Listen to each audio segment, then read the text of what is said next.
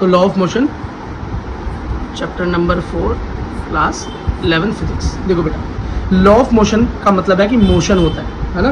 कोई चीज़ चल रही है, जैसे मेरा पंखा चल रहा है, मोशन कर रहा है, मेरा हाथ चल रहा है, मोशन हो रहा है, गाड़ी चलती है, बाइक चलती है, सारी चीज़ें क्या है, मोशन हो रहा है। लेकिन अगर कोई चीज़ रुकी हुई है, मान लो ये पेंसिल मैंने ऐसे रख दी, तो ये क्या है, ये रेस्ट है। क्या है, रेस्ट। ठीक है, अच्छा। तो जब अब ये फोर्स क्या चीज़ है, ये बेटा फोर्स एक ऐसा एक्सटर्नल एजेंट होता है जो कि किसी के शेप में, साइज में और उसकी स्टेट में चेंज ला सकता है। जैसे मान लो ये मेरी पेंसिल ये रखी, अब ये रेस्ट में, अब मैंने क्या किया, अपने इन हाथों से इस पर फोर्स लगाया और इसे उठा लिया। इसका क्या किया, इसका पोजीशन चेंज कर दिया ना, रेस्ट से इसे किस में ले आया, मोशन में ले आया। तो जो ये इसके ऊपर ये चीज़ मैंने लगाई, ये क्या है, फोर्स है। ये क्या है, ये फोर्स है, ये मेरी फोर्स है जिसने ये काम कर दिया। ठीक है, अच्छा बेटा ये है नेट फोर्स। ठीक है, net force is responsible change in velocity and acceleration. इसका मतलब किसी भी चीज के अंदर अगर बाहर से फोर्स लगाया, उसके अंदर वेलोसिटी और हाँ, तो उसे बोलते हैं नेट फोर्स की वजह से हुआ। अगली चीज है इनर्शिया। बेटा इनर्शिया का मतलब होता है किसी भी बॉडी की एक ऐसी प्रॉपर्टी जिसके अंदर वो अपनी पोजीशन को चेंज करना नहीं चाहता, वो रेजिस्ट करता है। मान लो ये पेंसिल मेरी रखी थी, अब ये रेस्ट हो गई, अब ये चाहती है कि रेस्ट पे रहे। आप बोलोगे मैं तो नहीं मानता, ये कैसे चाहती है, आपको कैसे पता। ये देखो मैंने रजिस्टर हटाया, ये देखो मैंने रजिस्टर ऐसे पकड़ा है और मेरा रजिस्टर हट गया, लेकिन मेरी पेंसिल कहाँ है, वहीं की वहीं है ना। ऐसा क्यों, क्योंकि वो अपनी पोजीशन चेंज करना नहीं चाहती थी, इसलिए वो यहीं रह गई और मेरा रजिस्टर मूव हो गया। बस समझ में आ गई। जैसे कि आप बेटा अपने दोस्त के स्कूटर के पीछे बैठते हो, स्कूटी के पीछे बैठते हो, दोस्त अगर एकदम से स्कूटी को बहुत तेज चलाए तो क्या होता है, आप पीछे की तरफ हो जाते हो ना, तो उसको बोलता है भाई बता के तेज चलाएगा यार, मैं गिर जाता पीछे, है ना। तो क्यों होता है ऐसा, क्योंकि आपकी बॉडी रेस्ट में है, वो सीधी है, लेकिन स्कूटी आगे भाग गई, हाँ आप पीछे रह गए। समझ में आया, ठीक है बेटा। तो ये इनर्शिया। अब इनर्शिया भी कई प्रकार की हो सकती है। अगर कोई रेस्ट में है तो रेस्ट में ही रहना चाहता है, अगर कोई मोशन कर रहा है, घूम रहा है, वो भैया उस मोशन में ही रहना चाहता है, चल रहा है तो चलते ही रहना चाहता है। अगर कोई किसी डायरेक्शन में मूव कर रहा है तो उसी डायरेक्शन में मूव करना चाहता है। अब आप भैया बोलोगे कि ये लॉ तो ये बोल रहा है कि अगर कोई चीज चल रही है तो वो चलती रहेगी, रुकेगी नहीं। बिल्कुल सही बात है बेटा, बिल्कुल सही बात है। लेकिन आप बोलोगे भैया अगर मैंने मान लो एक ये पेंसिल थी, अब इस पेंसिल को मैंने ऐसे मूव किया, ठीक है, ये देखो ऐसे मूव किया, लेकिन ये तो खुद जाकर रुक गई, बिना रोके रुक गई। अब बोलोगे भैया आपने तो बताया कि ये लॉ तो ये बता रहा है इनर्शिया का कि कोई रेस्ट में तो रेस्ट में रहना चाहता है, वो तो दिखाई दे रहा है। लेकिन अगर कोई मोशन में है, जैसे मैंने इसको मोशन में कर दिया, ये तो रुक गया वहां जाकर, ये रुक क्यों गया वहां जाकर, इसको तो चलते रहना चाहिए था। तो बेटा न्यूटन ही है इन सब चीजों को बताने वाले, जिनके सेब गिरा था सर पे। ठीक है, तो न्यूटन ने ये बताया था कि आइडियल कंडीशंस में, सुन तो लो, आइडियल कंडीशंस कैसी, अब आइडियल कंडीशन क्या है कि भैया कोई एक्सटर्नल फोर्स इसके ऊपर ना लगे। क्या, कोई भी एक्सटर्नल फोर्स इसके ऊपर नहीं लगना चाहिए। ठीक है, मतलब कोई हवा ना रोके इसको, कोई फ्रिक्शन ना हो, फ्रिक्शन मतलब घर्षण ना हो, कोई भी ऐसी चीज ना हो जो इसको रोके, बिल्कुल स्मूथ हो जाए। अगर बेटा यहाँ पर मैं पाउडर डाल दूं बहुत सारा तो क्या होगा बेटा, नयन 1 मिनट क्या हो जाएगा, एकदम से स्मूथ भागेगा। ठीक है, जैसे आप कैरम बोर्ड पे डाल देते हो तो स्मूथ हो जाता है, लेकिन वो भी रुकता है एंड में जाके। तो एक आइडियल कंडीशन क्या है फिजिक्स के लिए, जिसके अंदर कोई फ्रिक्शन ना लगे, कोई हवा इसे ना रोके। तो अभी अगर ऐसी कंडीशन हो गई तो ये अगर मैंने इसको हल्का सा धक्का दिया तो ये मूव करता रहेगा जब तक इसको रोका ना जाए, ऐसे करके। और ऐसी कंडीशन हमें कहाँ देखने को मिलती है, स्पेस में, अंतरिक्ष में। जो बेटा स्पेस स्टेशन वगैरह होते हैं ना हमारे एनवायरमेंट के ऊपर, वहां पर अगर हम किसी को धक्का दे दें, हाँ ऐसे कर दें, वो चलता ही रहेगा, रुकेगा ही नहीं, वो मूव करता रहेगा, रुकेगा ही नहीं। क्यों, क्योंकि वहां पर ना तो फ्रिक्शन है और ना ही ऊपर वहां पर बाहर से लगने वाला कोई फोर्स है, और ग्रेविटी भी ना के बराबर ही है, समझ लो अगर ऊपर की तरफ ज्यादा चलेगा तो। ठीक है, ठीक है बेटा। अब सबसे पहले न्यूटन ने लॉ ऑफ मोशन दिया। क्या दिया बेटा, लॉ ऑफ मोशन दिया। इसी को फर्स्ट लॉ ऑफ मोशन को ही लॉ ऑफ इनर्शिया बोलते हैं, लॉ ऑफ इनर्शिया बोलते हैं। अच्छा बेटा, आपकी एनसीईआरटी में एक साइंटिस्ट का नाम और है न्यूटन से पहले, जिन्होंने बताया था, क्या बताया था, कि फोर्स जो होता है वो किसी चीज के अंदर उसकी पोजीशन में चेंज लाता है। कौन था, तो ये बेटा आपका टास्क हुआ। आप कमेंट सेक्शन में मुझे एनसीईआरटी रीड कर बताओगे कि न्यूटन से पहले फोर्स, एक्सटर्नल फोर्स किसी के ऊपर लगने से उसके मोशन में चेंज आता है, उसके पोजीशन में चेंज आता है, ये किसने बताया था, एक बार मुझे बता दें। हो सकता है आपके नीट में ये पूछा जाए, तो जल्दी से एनसी, वेरी गुड। ठीक है, अच्छा बेटा देखो, अब न्यूटन का फर्स्ट लॉ क्या कहता है, लॉ ऑफ इनर्शिया, मतलब जाई भैया एक बॉडी अगर इक्विलिब्रियम कंडीशन में है, मतलब अब जो भी तरह का वो मोशन कर रही है भैया वो अपना मोशन चेंज करना नहीं चाहती, अगर रुकी हुई है तो रुका रहना चाहती है, चल रही है तो चलते रहना चाहती है, और किसी डायरेक्शन में मूव कर रही है तो उसी डायरेक्शन में मूव करना चाहती है जब तक कि कोई एक्सटर्नल फोर्स उस पर अप्लाई ना हो जाए। ये है जी न्यूटन का फर्स्ट लॉ। और याद रखना इस धरती पे तो ये ठीक से काम नहीं करता, क्योंकि इस धरती पे तो हवा भी आपको रोक रही है, फ्रिक्शन भी रोक रहा है, ग्रेविटेशन भी रोक रहा है, लेकिन स्पेस में आइडियल कंडीशन वहां पर ये सारी चीजें नहीं है, तो वहां पर ये लॉ बिल्कुल आराम से ऑब्जर्व किए जा सकते हैं। तो आप बोलोगे भैया न्यूटन क्या आसमान में गए थे क्या इन लॉज को प्रूव करने के लिए? नहीं बेटा, उन्होंने आइडियल कंडीशंस के अंदर इस लॉ की बात की थी। ठीक है, ओके। अब बेटा एक नेक्स्ट चीज आती है मोमेंटम। क्या? मोमेंटम। ये मोमेंटम क्या होता है भैया? मोमेंटम का मतलब होता है, आपने कभी क्रिकेट अगर देखा हो बच्चों किसी को तो बोलते हैं अरे इस क्रिकेटर का तो बहुत अच्छा मोमेंटम बन गया है, बड़े मोमेंटम से रंग बना रहा है। इसका मतलब किसी भी तरीके का मोशन जब हम करते हैं, हमारी या कोई बॉडी कर रही है, मान लो एक गाड़ी चल रही है, एक गाड़ी चल रही है, वो मूवमेंट कर रही है, उसके अंदर कोई बांस है, कोई ना कोई वेट तो उसके अंदर हो गई ना, है ना, कोई ऐसी चीज तो है नहीं भैया मोशन, अब वो किसी वेलोसिटी से मोशन कर रही है, तो जो नॉर्मल जो मोशन हो रहा है वही उसका मूवमेंट हो गया। अब भैया मेरे पंखे का मोमेंटम क्या है? गोल गोल रोटेट करना, उसका रोटेशन मोशन हो रहा है ना, वो क्या है? उसका मोमेंटम है। ठीक है, तो याद रखना बेटा किसी भी चीज में जब मास हो, मास तो होगा ही किसी न किसी वस्तु में, और उसकी वेलोसिटी, जो भी वो वेलोसिटी कर रहा है, जो भी वो गति कर रहा है, उन दोनों को अगर मैं प्रोडक्ट कर दूं तो मोमेंटम निकल कर आ जाता है, और मोमेंटम को P से डिनोट करते हैं, निकल कर आया P = m/v। और याद रखना बेटा ये वेक्टर क्वांटिटी है। क्या? वेक्टर क्वांटिटी, मतलब डायरेक्शन पर डिपेंड करती है, किस पे? वेलोसिटी, डायरेक्शन पे डिपेंड। हाँ, क्योंकि velocity is a vector quantity. ठीक है, तो फर्स्ट चैप्टर पढ़ लेना बेटा, जिसको ये चीजें नहीं आती, कई बार ये नीट में छोटा सा हल्का सा क्वेश्चन भी पूछ लिया जाता है। ठीक है, अच्छा याद रखना बेटा मोमेंटम हमेशा कंजर्व रहता है। क्या रहता है? मोमेंटम हमेशा कंजर्व रहता है, सेव रहता है। अरे हम चेंज इन एनर्जी वाला फॉर्मूला देखा था कि energy never be created nor be destroyed, always can change into another form of energy. ऐसा ही मोमेंटम के अंदर भी। ठीक है, अच्छा हाँ, ये भी कह सकते हो। देखो अब चेंज इन मोमेंटम, अगर कोई पूछे कि मोमेंटम में चेंज हो रहा है, क्या हो रहा है? चेंज हो रहा है। आपने अपने पंखे की स्पीड 1 नंबर बढ़ा दी, मोमेंटम में चेंज हो गया, मोमेंटम तेज हो गया, वेलोसिटी में चेंज हो गया, वेलोसिटी और तेज हो गई, तो चेंज कैसे पता चलेगा? तो जो भी फाइनल मोमेंटम होगा और जो शुरुआत में ही नहीं मोमेंट, उन दोनों को आपस में काट दो बेटा। ये डेल्टा का निशान का मतलब होता है चेंज, डेल्टा का मतलब चेंज, तो चेंज इन मोमेंटम मतलब delta P = delta P final minus P initial. चलो बेटा अब एक नेक्स्ट चीज समझ लो, वो है इम्पल्स। क्या है?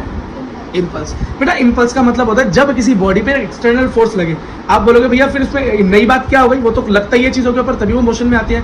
एक ऐसा फोर्स जो बेटा बिल्कुल बहुत छोटे से टाइम के लिए लगे और उसका असर कुछ देर तक रहे, जैसे कि बस एक हल्का सा टच, किसी के गाल पे एक चांटा लगा, जैसे आप चल रहे हो, आपके कंधे से कंधा टकरा गया किसी से, तो एक हल्के से टाइम के लिए एक कांटेक्ट हुआ, हल्का सा एक फोर्स अप्लाई हुआ, लेकिन उसको आप महसूस कर पाते हो बहुत देर तक। गाल पे लगे हुए चांटे को कितनी देर तक महसूस कर पाते हो, है ना? लेकिन लगता कितनी देर के लिए है? मिनी सेकंड के अंदर एक चांटा गाल को छू जाता है। समझ में आ गया?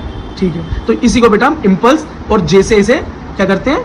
डिनोट करते हैं। और याद रखना change in momentum is equals to impulse. इस बात को हमेशा याद रखना। इम्पल्स क्या है? चेंज इन मोमेंटम के इक्वल ही होता है, चेंज इन मोमेंटम के इक्वल ही होता है।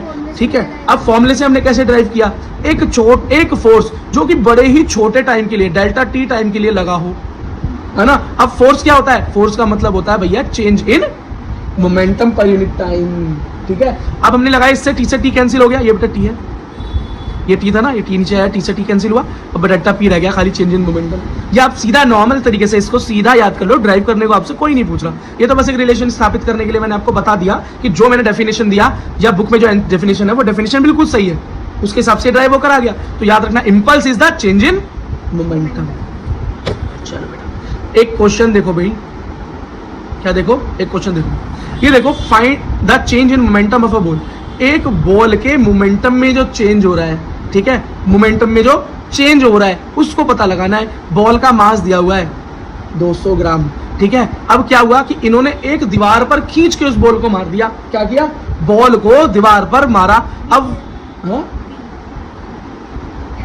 यू दिया हुआ है बेटा, यू इनिशियल वेलोसिटी, ठीक है। देखो मास तो दिया हुआ है 200 ग्राम बॉल का, बॉल को क्या किया? दीवार पर मारा और उसका इलास्टिक कोलिजन हुआ। बेटा इलास्टिक कोलिजन का मतलब होता है कि जिस स्पीड से गया उसी स्पीड से वापस आया, जिस स्पीड से गया तो मान लो आपने यू की स्पीड यू दे रखी है, initial speed 10 metre per second की स्पीड से बॉल को दीवार में मारा, इलास्टिक कोलिजन हुआ, इसका मतलब इसी स्पीड से 10 की स्पीड से ही। बिल्कुल वेरी गुड, बहुत बढ़िया हो गया भैया। अब बेटा देखो, अब इसके अंदर मोमेंटम में चेंज क्या होता है, दो तरह के मूवमेंट दिखाई दे रहे हैं आपको। एक तो इनिशियल मूवमेंट दिखाई दे रहा है जब आपने दीवार को बॉल पे मारा, सॉरी बॉल को दीवार पे मारा, और दूसरा मोमेंट आपको क्या दिखाई दे रहा है, जब बॉल टकरा कर दीवार से वापस आ गई। तो पहली बार को क्या बोलेंगे, पी चेंज इन मोमेंटम का फॉर्मूला है, P final, P initial, P मतलब फाइनल मोमेंटम, इनिशियल मोमेंटम में से माइनस कर दो। मोमेंटम का फॉर्मूला क्या होता है, mass into volume, mass into volume. अब भैया सॉरी वॉल्यूम बोल रहा हूं, वेलोसिटी, आई एम सॉरी। तो बेटा ये समझो कि जो फाइनल मोमेंट होगा कब होगा, जब भाई टकरा कर वापस आई। तो इनिशियल स्पीड क्या थी, 10 metre per second, elastic collision हुआ तो वापस भी कितनी स्पीड से आएगी, 10 से। तो बेटा यू था 10, तो वी भी क्या हो गया 10, तो इसलिए हमें वी लगाया, है ना, और माइनस इनिशियल मतलब यू। ठीक है भाई, अब मास को 0.2 क्यों लिख दिया मैंने, बोलो, ग्राम में चेंज कर दिया, क्या कर दिया, ग्राम में था किलोग्राम में लेकर आया हूँ, किसमें, किलोग्राम में लेकर आया हूँ। जब 200 ग्राम को किलोग्राम में चेंज करोगे तो 0.2। अच्छा यहाँ पर माइनस क्यों लगाया ये बताओ जरा। अब बेटा याद रखना, जब कोई डायरेक्शन, बेटा डायरेक्शन देखना बहुत जरूरी है, जब कोई राइट साइड की तरफ मूवमेंट होती है तो वो पॉजिटिव होती है, और जो लेफ्ट साइड की तरफ होती है वो नेगेटिव होती है। ऐसे ही बेटा जब ऊपर की तरफ मूवमेंट हो तो प्लस, और नीचे की तरफ हो माइनस। अब ये देखो बेटा, जब दीवार की तरफ बॉल गई तो पॉजिटिव, और दीवार से वापस आई मतलब फाइनल मोमेंटम माइनस, ये फाइनल मोमेंटम के लिए आगे मैंने माइनस लगा दिया। मल्टीप्लाई वी मतलब 10 माइनस 0.2 इंटू 10, वही स्पीड है, मल्टीप्लाई किया। हाँ ये तो इसका माइनस है ही ना, बीच में जो है ये तो अलग से लगा है। अब minus minus plus 4 kilogram metre per second, बेटा आंसर आ गया। अब बेटा सेकंड केस देखो कि आपकी बॉल पिछली बार तो सीधा टकराई, सीधा वापस आई, लेकिन इस बार क्या आ रहा है, आपने ऐसे बॉल मारी इस डायरेक्शन में और वो इस डायरेक्शन में वापस गई। ये आपकी इनिशियल डायरेक्शन और ये है, ठीक है। अब जरा देखो ये एक्सिस किस तरह से होती है, ये एक्स और ये वाई। इस चीज़ को याद रखना बेटा, क्योंकि यहाँ पर अब वेक्टर रिजॉल्व करने पड़ेंगे। और यहाँ मैंने 10 मीटर पर सेकंड क्यों लगाया, 10 की स्पीड से गई थी और 10 से ही वापस चली गई, क्योंकि इलास्टिक कोलिजन हो रहा है, ये तो दिखा रखा है। लेकिन तब क्या हुआ, बिल्कुल सीधा सीधा हुआ, लेकिन इस बार ये मूवमेंट हो रहा है। तो अगर इस तरह का क्वेश्चन आता है तो हम इसे कैसे करते हैं, वेक्टर रिजॉल्व करते हैं। क्या करते हैं, वेक्टर रिजॉल्व करते हैं, ठीक है भाई। अच्छा तो बेटा देखो रिजोल्यूशन कैसे करते हैं, ठीक है। सबसे पहले यहाँ पर अगर बॉल की डायरेक्शन जा रही है, इनिशियल डायरेक्शन क्या है बेटा, इनिशियल डायरेक्शन। तो जिस तरफ बॉल की डायरेक्शन होती है उस तरफ बेटा साइन का कंपोनेंट होता है। अब ये यू साइन क्यों है, यू का मतलब इनिशियल वेलोसिटी, ठीक है। अब उसके ठीक दूसरी तरफ बेटा कौन सा कंपोनेंट बनता है, कॉस का कंपोनेंट बनता है। यू कॉस क्यों है, इनिशियल वेलोसिटी की वजह से। अब देखो ये मैंने किस तरीके से बनाया, आगे किस तरीके से रिजॉल्व किया, इस चीज़ को ज़रा ध्यान से देखना। तो कई बॉल के दो मोशन हुए, सबसे पहले दीवार पर आई, फिर दीवार से गई, ठीक है। जब आई तो इनिशियल स्पीड से आई, ठीक है ना, हाँ, और जब गई तो v मतलब फाइनल वेलोसिटी से गई। वेलोसिटी दोनों तरफ सेम है। अब देखो कंपोनेंट किस तरफ से तोड़ूंगा, ठीक है। ये देखो यहाँ बॉल मूव कर रही है, तो हमने नीचे की तरफ बॉल की तरफ जो कंपोनेंट किया, क्या हुआ, साइन थीटा। अब थीटा कैसे पता चला, जो एंगल है, अब वो एंगल गिवन है, देखो ये देखो एंगल गिवन है ना 45, तो इसलिए साइन थीटा की जगह पर क्या हो जाएगा, साइन 45, ठीक है। अब यहाँ पर क्या हुआ, ठीक है। अब इसके ठीक आगे दूसरी तरफ बिल्कुल वो कॉस का कंपोनेंट, और यहाँ पर ही एंगल बनता है, कॉस के कंपोनेंट के साथ में एंगल डालते हैं, इसको याद रखना, ठीक है। अब आपको ये दिखाई दे रहा है एक्स और ये दिखाई दे रहा है वाई, क्यों दिखाई दे रहा है, ये देखो बेटा किस तरीके से होता है ये, तो ये होता है एक्स और ये होता है वाई। तो नीचे की तरफ वाला वाई कंपोनेंट, ठीक है, और ऊपर वाला मतलब ऐसे लेटा हुआ कौन सा, एक्स कंपोनेंट। बात समझ में आ गई, ठीक है। तो एक्स और वाई, बात समझ में आ गई, ठीक है बेटा। ये बात समझ में आ गई कि वाई कैसे आया, एक्स कैसे आया और कंपोनेंट कैसे तोड़े, बिल्कुल ऐसा रिजोल्यूशन किया है, ठीक है। और डिटेल में इसको पढ़ना है तो वैसे हम वेक्टर रिजोल्यूशन में एक मैंने अलग से एक वीडियो डाल रखा है वेक्टर्स का, ठीक है। पर कोई बात नहीं, आप इसको भी देख लोगे तभी भी इसको याद कर लो, ये ऐसे ही होता है। अब देखो एक मोशन हो गया आने वाला और एक हो गया जाने वाला, फाइनल वेलोसिटी। देखो अब यहाँ पर कैसे कंपोनेंट उठेंगे, तो नीचे की तरफ क्या होता है, साइन का कंपोनेंट कैसा होता है, साइन, और ये कैसा होगा, वी साइन। तो वी साइन क्यों होगा, नीचे की तरफ हमेशा याद रखना है साइन ही होता है, ठीक है। अब नीचे की तरफ साइन कंपोनेंट है, तो साइन कैसे 45 एंगल बन रहा है, और वी क्यों, फाइनल वेलोसिटी। उसके ठीक अपोजिट में क्या है, कॉस, और 45 क्यों आ रहा है, क्योंकि 45 का एंगल बन रहा है वी। अब नीचे की तरफ क्या होता है बोलो बेटा, वाई, और ऊपर की तरफ क्या होता है, एक्स। तो एक्स इक्वल्स टू क्या होगा, वी कॉस थीटा। ये एक्स के बराबर, एक्स वाली डायरेक्शन में है, एक्स वाले प्लेन पे, और ये वाई प्लेन, तो वाई इक्वल्स टू, आपको समझ में आ गया, ठीक है। तो दोनों तरफ मैंने ये तोड़ दिए,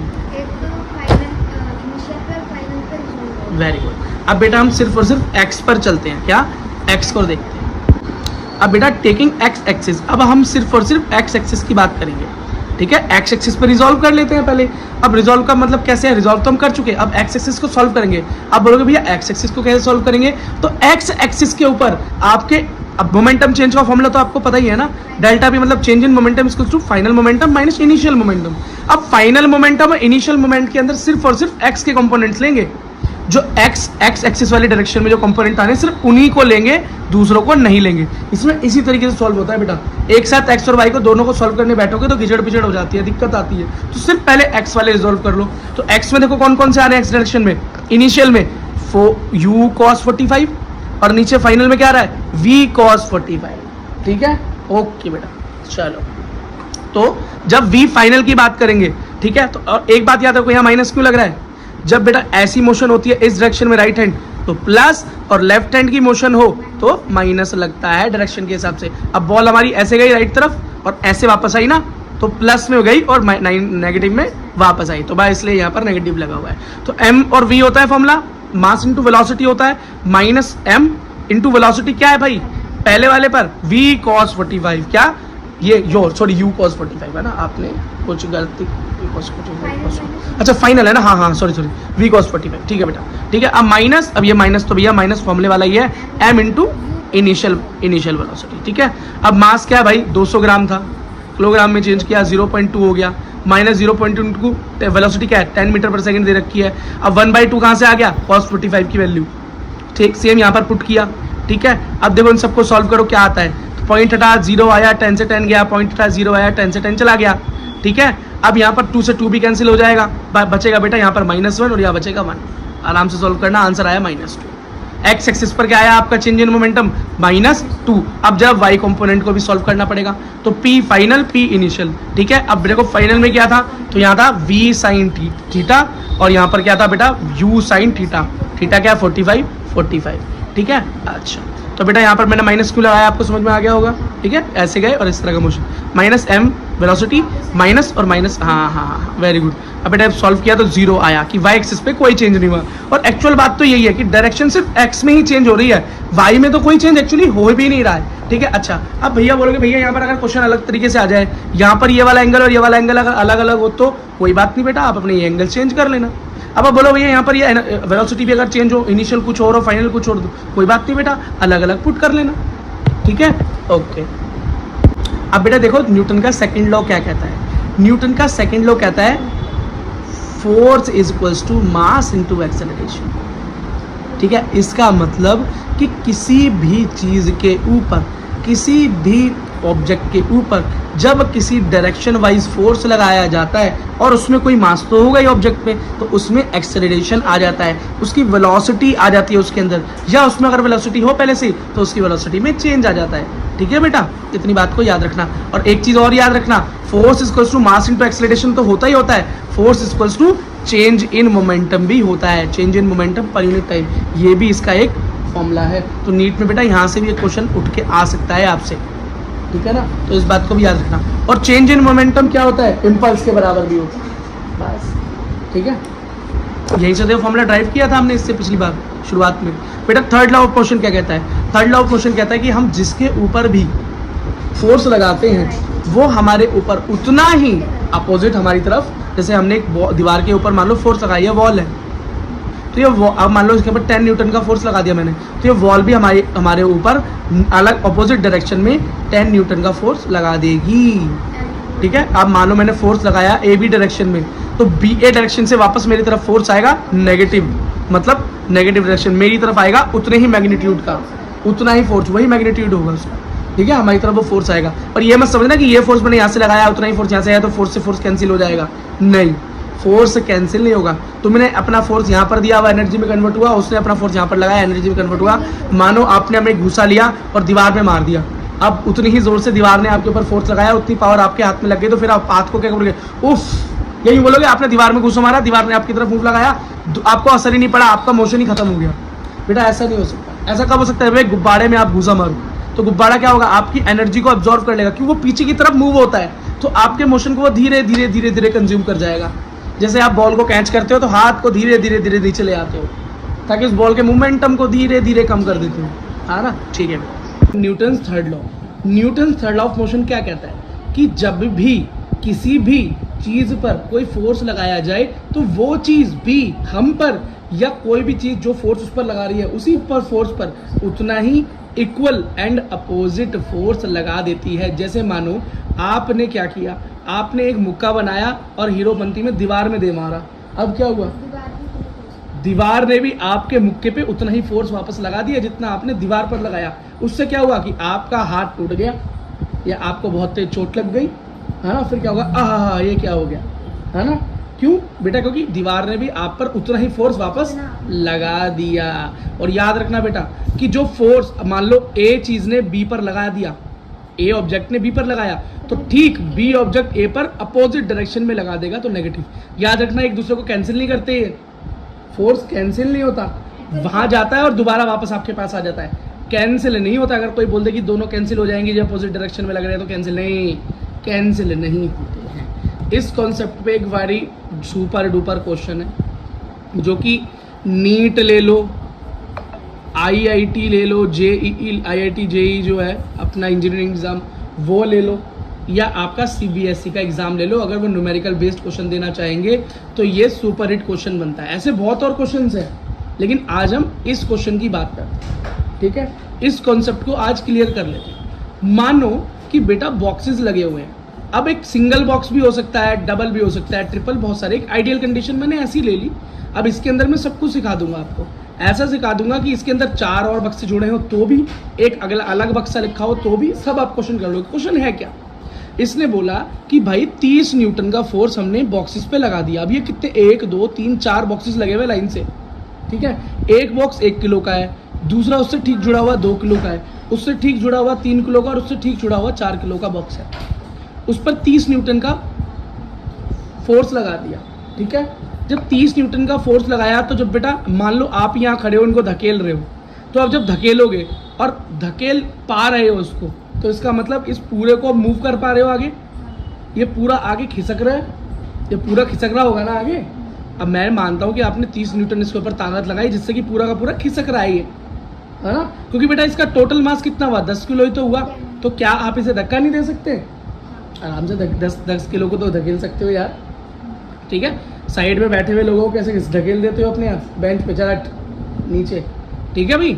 तो 30 न्यूटन फोर्स लगाया। अब बेटा यहाँ पर ये पूछा जाता है कि ये बताओ जी, ये सेकंड बॉक्स जो है ना, इस पर कितना फोर्स लग रहा है, इस बॉक्स के द्वारा और इसके साइड वाले बॉक्स से। या ये पूछ लेंगे इस वाले पर बताओ, या इस वाले पर बताओ, या इस वाले पर बताओ, अलग अलग पूछ लेंगे। या पूछ लेंगे इस टोटल बॉडी पे कितना फोर्स लग रहा है, ठीक है। सब ये सारी चीज़ें पूछी जा सकती है। उसका एक फॉर्मूला होता है, ये है बेटा उसका फॉर्मूला। लेकिन इस फॉर्मूले को हम नहीं समझते हुए इसको नॉर्मल बेसिक से समझ लेंगे। अगर हमारा बेसिक बढ़िया हो गया ना, तो फिर बेटा हमें इस फॉर्मूले की भी जरूरत नहीं पड़ेगी। मतलब देखो, फॉर्मूला तो हमें चाहिए ताकि हम जल्दी से फाइंड आउट कर सकें, लेकिन एक्चुअली अगर बेटा एक ऐसी कंडीशन हो जब आपको ये फॉर्मूला याद ना आए तो क्या करोगे, तो आपको ऐसा बेसिक आ जाना चाहिए इस क्वेश्चन को करने का कि ये फॉर्मूला नहीं आते हुए भी आप इस क्वेश्चन को कर सके। लेकिन फॉर्मूला आता होगा तो जल्दी कर दोगे, टाइम कम लगेगा। तो नीट वाले, आईआईटी जेईई वाले, कॉम्पिटिटिव एग्जाम वाले को, बच्चों को तो बेटा फॉर्मूला आना चाहिए। लेकिन आप बेटा बेसिक अच्छा कर लो, फिर फॉर्मूला याद कर लेना, कितना मज़ेदार हो जाएगा। चलो बेटा, सबसे पहले तो एक चीज़ निकालो बेटा कि टोटल एक्सेलरेशन हो कितनी रही है। अब बोलोगे भैया एक्सेलरेशन का क्या मतलब है, तो एक बात बताओ, मैंने क्या बोला, जब आपने 30 न्यूटन का फोर्स लगाया इस बॉक्स पे, इसके चक्कर में ये सारे बॉक्सेस पे फोर्स अप्लाई हो गया, और ये बॉक्स पूरे सारे बॉक्सेस एक साथ, एक सिंगल बॉडी मान लो इसे, एक साथ आगे चलने लगे, ठीक है। तो एक्सेलरेशन हो रहा है ना, इस फोर्स के लगने से एक्सेलरेशन हो रहा है ना, तो फॉर्मूला क्या लगेगा बताओ, force equals to mass into acceleration. तो मैं यहाँ से एक्सेलरेशन फाइंड आउट कर सकता हूँ, नहीं कर सकता, क्या हो जाएगा, F/m, force by total mass. अब टोटल मास क्या हो गया, 1 + 2 + 3 + 4 kg इक्वल्स टू क्या हुआ, टोटल 10 kg निकल कर आया। और फोर्स क्या लग रहा है, 13 न्यूटन। तो एक्सेलरेशन क्या हुआ, 3 न्यूटन पर सेकंड, ठीक है। अब ये चीज़ समझ में आ गई बेटा। चलो भाई, अब जब आपका एक्सेलरेशन आपके सामने आ गया, ठीक है, अब हम अगर निकालें कि पहले वाले ब्लॉक पे, फर्स्ट ब्लॉक पे बोलो या बॉक्स बोलो, इस पर कितना फोर्स अप्लाई हो रहा है, तो आप बोलोगे भैया 30 न्यूटन अप्लाई हो रहा है। नहीं बेटा, 30 न्यूटन जो अप्लाई हुआ इन सब में डिस्ट्रीब्यूट हो गया ना, वो खाली इसके पास तो नहीं रहा। ठीक है, जैसे कि मानो आपने कई बार वीडियो देखी होगी कि बहुत सारी साइकिल खड़ी होती हैं, एक साइकिल को धक्का देते हैं सब गिरती चली जाती हैं। आपने देखा होगा पत्ते खड़े होते हैं, एक पत्ते को मारते हैं और सारे पत्ते गिरते चले जाते हैं, तो क्या होता है, ट्रांसफर होता चला जाता है एनर्जी का। ठीक, तो क्या ये सारा का 30 न्यूटन इस 1 किलो पर ही लग गया? लगाया तो इसी पर था, लेकिन सारा 30 न्यूटन इन सब पर डिस्ट्रीब्यूट हो गया। बेटा एक बात बताओ, 1 किलो को धकेलने में ज्यादा ताकत लगी होगी या 4 किलो को धकेलने में ज्यादा ताकत? तो इसका मतलब जो मैंने 30 न्यूटन फोर्स लगाया उसके अंदर भी सबसे ज्यादा पोर्शन इस फोर्स का मेरा इस वाले बॉक्स पर लगा होगा और इस पर सबसे कम लगा होगा। लेकिन कितना लगा है वो कैसे निकालेंगे? देखो बेटा कैसे निकालेंगे, तो फोर्स का फॉर्मूला क्या होता है, मास इनटू एक्सेलरेशन। पहले वाले बॉक्स का मास क्या है 1 किलोग्राम, एक्सेलरेशन क्या निकला 3, तो फोर्स क्या 3 न्यूटन का फोर्स। तो क्या निकला बेटा कि पहले वाले बॉक्स पर कितने न्यूटन फोर्स लग रहा है 3 न्यूटन। तो सेकंड वाले बॉक्स पर कितना लग रहा होगा जिसका 2 kg वेट है, तो 2 की जगह मास की जगह 2 रख दो, एक्सेलरेशन 3 6 न्यूटन, तो यहाँ पर कितना लग रहा है 6 न्यूटन। ऐसे बेटा आगे वाले पे कितना लगा हमारा, बोलो 3 इंटू 3 9 न्यूटन और 3 इंटू 4 12 न्यूटन का वेट लग रहा है। समझ में आया कि जो 30 न्यूटन आपने वेट डाला इन सब के ऊपर, जो फोर्स लगाया उसके अंदर सिर्फ 3 न्यूटन लगाए पहले वाले बॉक्स पे, है ना, 6 न्यूटन सेकंड वाले पे, 9 न्यूटन 3 किलो वाले पे थर्ड पे, और फोर्थ वाले पे और 4 किलो का है वो 12 न्यूटन फोर्स लगाया उसके ऊपर। तो अब समझ में आ गया डिस्ट्रीब्यूशन कैसे हुआ। इतनी बात बेटा समझ में आ गई है, तो अब आगे मूव करते हैं। ये समझ लो कि हाफ कॉन्सेप्ट आपका क्लियर हो गया। क्या क्लियर हो गया? अब बेटा जो सेकंड पार्ट था इस क्वेश्चन का, सेकंड पार्ट क्या बोल रहा था, फर्स्ट पार्ट तो यही तो बोल रहा था कि हर बक्से पे कितना फोर्स लग रहा है, आपने आराम से निकाल दिया। अगर नीट में कोई क्वेश्चन आ जाए और आपसे पूछ ले बताओ इस टोटल बॉडी पे इतना इतना फोर्स लगा, बताओ इस नंबर वाले बॉक्स पे कितना फोर्स लगा होगा, आराम से निकाल सकते हो। वो तो वैसे ही निकल जाएगा। तो बस बात खत्म, क्वेश्चन खत्म। ऐसे क्वेश्चन आते हैं बेटा नीट में, बहुत high rank question, high level question नहीं आते, ठीक है ना। आईआईटी वालों के लिए थोड़ा सा डिफिकल्ट लेवल आ जाता है। अब बेटा एक नेक्स्ट क्वेश्चन जो पूछा सेकंड पार्ट, वो ये पूछा कि ये बताओ कि फोर्स ऑन कॉमन सरफेस क्या होगा। अब आप बोलेंगे भैया ये कॉमन सरफेस का क्या मतलब है। बेटा जब आपने पहले बक्से को धक्का मारा, फोर्स लगाया, तो इसने अगले वाले को फोर्स लगाया, इसने अगले वाले को फोर्स लगाया, और थर्ड ने फोर्थ वाले को फोर्स लगाया, जिसकी वजह से सारे आगे मूव करने लगे। ठीक है, ओके, ठीक है बेटा। अब ये देखो इसका मतलब क्या है, तो यही फोर्स जो कैलकुलेट करना होता है कि फर्स्ट ब्लॉक ने सेकंड पर कितना फोर्स लगाया, सेकंड वाले ने थर्ड वाले पे कितना लगाया, और थर्ड वाले ने फोर्थ वाले पे कितना लगाया, सो फोर्थ। ठीक है, यही निकालना होता है फोर्स ऑन कॉमन सरफेस। अब इसको निकालने का क्या तरीका है कि हम रिजोल्यूशन कर ले, रिजॉल्व कर ले, क्या कर ले, रिजॉल्व कर ले। देखें एक बॉक्स को रिजॉल्व करके कौन कौन से फोर्सेस उस पर अप्लाई हो रहे हैं, उसको रिजॉल्व करना बोलो। नहीं, वो वेक्टर रिजोल्यूशन, वेक्टर नहीं करना, इसमें जरूरत ही नहीं है हमें। देखो बेटा ये हमारा फर्स्ट बॉक्स है, क्या है, फर्स्ट बॉक्स। इस पर हमने 30 न्यूटन का फोर्स लगाया, कितना 30 न्यूटन। अब इस पर्टिकुलर बॉक्स पे कितना फोर्स लगा एक्चुअली 30 न्यूटन में से, ओनली 3 न्यूटन।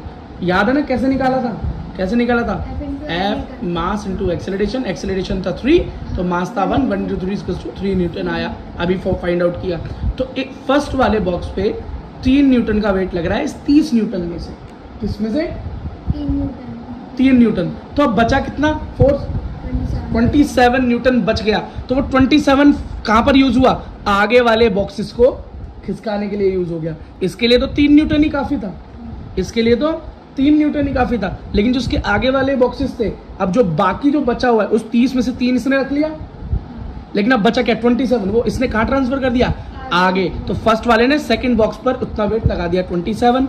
और बेटा न्यूटन का थर्ड लॉ क्या कहता है, अब मैंने जो क्वेश्चन कराया वो न्यूटन के थर्ड लॉ पे कराया है ना, तो न्यूटन का थर्ड लॉ क्या कहता है, वो कहता है कि अगर आपने 27 न्यूटन उस पर फोर्स लगाया होगा तो उतना ही उसने आपके ऊपर भी बैकवर्ड लगा दिया होगा।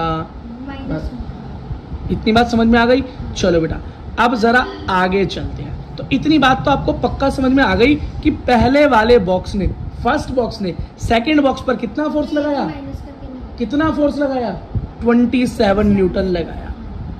27 न्यूटन ही तो लगाया, उसने उस पर कितना लगाया ये नहीं पूछा, हमने ये पूछा कि फर्स्ट वाले ब्लॉक ने सेकंड ब्लॉक पर कितना फोर्स लगाया। तो भाई 3 न्यूटन खुद रख लिया, 30 में से 3 खुद रख लिया, 27 आगे वाले को ट्रांसफर कर दिया। मतलब फर्स्ट वाले ब्लॉक ने सेकंड वाले ब्लॉक पर कितना न्यूटन का फोर्स लगा दिया?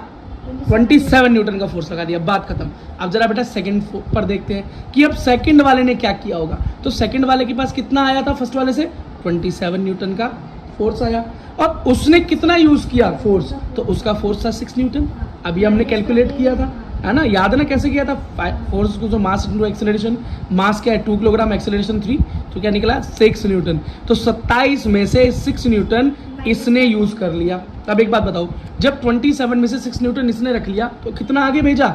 बोलो, सिर्फ 21 न्यूटन। 21 न्यूटन इसने आगे भेज दिया, मतलब थर्ड पर अप्लाई कर दिया। तो अगर कोई बोले the force exerted by second block on third block is 21 Newton, और बेटा 21 न्यूटन ही 3 ने इसको बैकवर्ड में भी लगाया होगा। ठीक, अगला अब थर्ड वाले की बात करें तो उस पर कितना फोर्स आया सेकंड से? 29 और 21 न्यूटन, और बेटा उसने कितना यूज किया? 9 न्यूटन, है ना? अब 9 इसके अंदर से निकाला तो कितना बता? 12 न्यूटन। तो इसने फोर्थ पर कितना लगाया होगा? 12 न्यूटन फोर्स लगाया होगा। आराम से पता चल गया। आप बेटा इतना लंबा प्रोसेस आराम से कर सकते हो पेपर्स के अंदर अपने एग्जाम में, लेकिन IIT का एग्जाम देते हुए, नेट का एग्जाम देते हुए आप ये काम नहीं कर सकते। डायरेक्ट कैसे निकालेंगे? ये रहा ना, ठीक है? देखो बेटा, अगर सीधा आपसे पूछा जाए कि फॉर्मूले का यूज करके बेटा इसका आंसर निकाल लो कि फर्स्ट ब्लॉक ने सेकंड ब्लॉक पर कितना फोर्स लगाया होगा, तो बेटा इसका फॉर्मूला होता है मास पुश्ड बाय द ब्लॉक 1। जो भी आपने ब्लॉक, जिस भी ब्लॉक की आप बात कर रहे हैं, वो कितना मास आगे पुश कर रहा है, ठीक है? आगे कितने मास को धक्का दे रहा है, ठीक? मल्टीप्लाई द फोर्स, जो फोर्स अप्लाई हो रहा है, अपॉन में टोटल मास। तो एक बात बताओ, ये मेरा था ब्लॉक 1, ये ब्लॉक 2, ये ब्लॉक 3, ये ब्लॉक 4, 1 2 3 4, ठीक है? तो जो फर्स्ट ब्लॉक है कितने और मासेस को धक्का दे रहा है, ब्लॉक पुश कर रहा है? तो बेटा 2, 3 और 4 किलोग्राम को, तो 2 + 3 + 4, टोटल फोर्स कितना एग्जर्ट हो रहा है? 30 न्यूटन का फोर्स लगाया था, और अपॉन में टोटल मास। तो इन सब का टोटल मास क्या है? 10 न्यूटन, ठीक है? हमने सारी चीजें रख दी, कैलकुलेट किया, तो पता चला कि भाई फर्स्ट ब्लॉक सेकंड ब्लॉक पर 27 न्यूटन का फोर्स लगा रहा है। सीधा फॉर्मूले से पता चल गया, पर एक्चुअली जब हमने यहाँ पर फाइंड आउट किया था तभी भी कितना आया था? 27 आया था। बस बेटा, अब मुझे लगता है कि आपका क्वेश्चन एकदम क्रिस्टल क्लीन हो गया। अब आपको किसी भी तरीके का क्वेश्चन पूछा जाए इस कॉन्सेप्ट से तो वो कट नहीं सकता। ऑल द बेस्ट बेटा, नीट में 4 नंबर पक्के।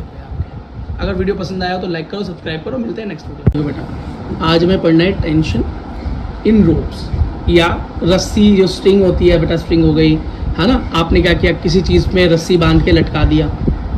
आपने क्या किया, किसी चीज़ में रस्सी बांध के लटका दिया, है ना? या आपने क्या किया, किसी चीज़ में रस्सी बांध ली और उसे खींचने लगे, ठीक है ना? तो बेटा उस रस्सी के अंदर जो फोर्स लगती है उसे टेंशन का फोर्स बोलते हैं। कैसा होता है ये देखो, ये मान लो एक रस्सी हमने लाई, उसमें एक मास लटका दिया, कुछ भी हो सकता है वो मास, 1 किलो 2 किलो 200 ग्राम 500 ग्राम कुछ भी। बेटा तो एक बात बताओ, जो मास है ग्रेविटी की वजह से नीचे खींचेगा। अगर मैंने मान लो ये 2 किलो का मास है, 2 kg, कितना? तो ये नीचे की तरफ कितना वेट लगेगा? तो बेटा mg वेट लगता है हमेशा नीचे की तरफ ग्रेविटी की वजह से, है ना? तो g की वैल्यू क्या है? 10, और मास क्या है? 2, तो 2 × 10 मतलब कितना हुआ? 20 न्यूटन का फोर्स लग रहा है। कहाँ? डाउनवर्ड्स। कितना लग रहा है? नीचे की तरफ 20 न्यूटन का वेट लग रहा है उस चीज़ पे। ग्रेविटी 20 न्यूटन के वेट से उसको नीचे की तरफ पुल कर रही है। तो बेटा इसी वजह से जो ये रस्सी है, ये स्ट्रिंग आपने बांध रखी है, इसके ऊपर एक अपोजिट डायरेक्शन में एक फोर्स लगती है, अपोजिट डायरेक्शन में एक फोर्स लगती है जिसे हम टेंशन बोलते हैं। क्या बोलते हैं? टेंशन बोलते हैं। अब वो कितना होगा भाई, वही हम आगे निकालना सीखेंगे, ठीक है? अच्छा, एक और चीज़ देखो, एक चीज़ यहाँ पर बेटा मैं बताऊंगा अभी कि एक्सेलरेशन के साथ चलोगे तो पॉजिटिव साइन आता है, और एक्सेलरेशन के अपोजिट चलोगे तो नेगेटिव। तो अभी ये चीज़ समझनी नहीं है, अभी इसको छोड़ो। अभी आगे जब न्यूमेरिकल में आपको करवाऊंगा ना, तब आपको बता दूंगा कि मैं क्या बोल रहा हूँ। बस इस चीज़ को दिमाग में डाल लिया आपने, चलो कोई बात नहीं। अब मूव करते हैं आगे।